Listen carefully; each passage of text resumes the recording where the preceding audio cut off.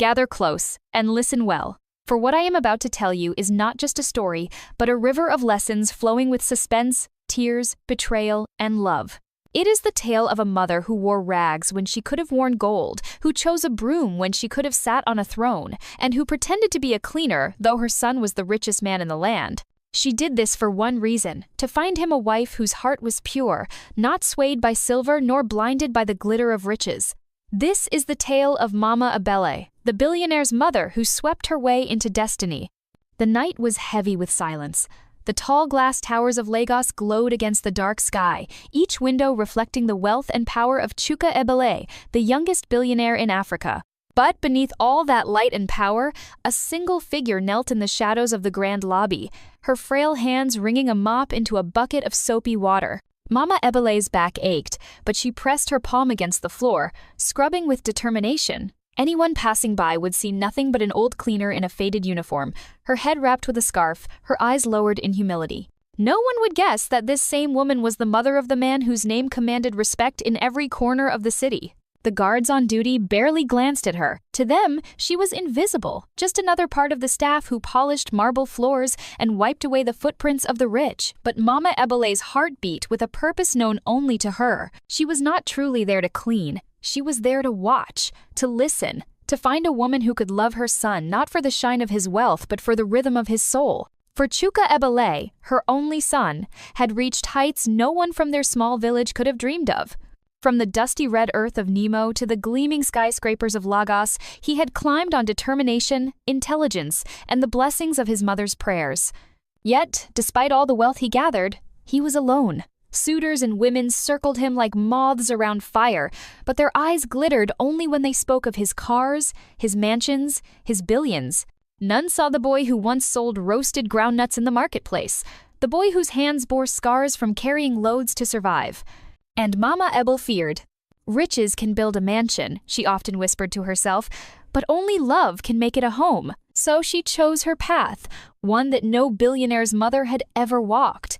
She stripped herself of status, dressed in the garments of a poor cleaner, and entered her son's empire. If love was to be found, it would not be found in diamonds. It would be found in the shadows, where the heart could not hide. That was how the game began. By day, Chuka Ebele signed contracts worth millions, attended board meetings where men twice his age bowed their heads to his brilliance, and walked through corridors where whispers followed him like shadows. By night, his mother swept those same corridors unnoticed, her eyes scanning every face, her ears catching every careless word spoken when the rich thought no one listened. And in those nights, she saw the truth of many. She saw women dressed in glittering gowns, waiting in corners of the lobby, their lips painted, their laughter rehearsed. She saw them slip bribes into the hands of guards just to gain a chance at meeting her son. She heard their whispers.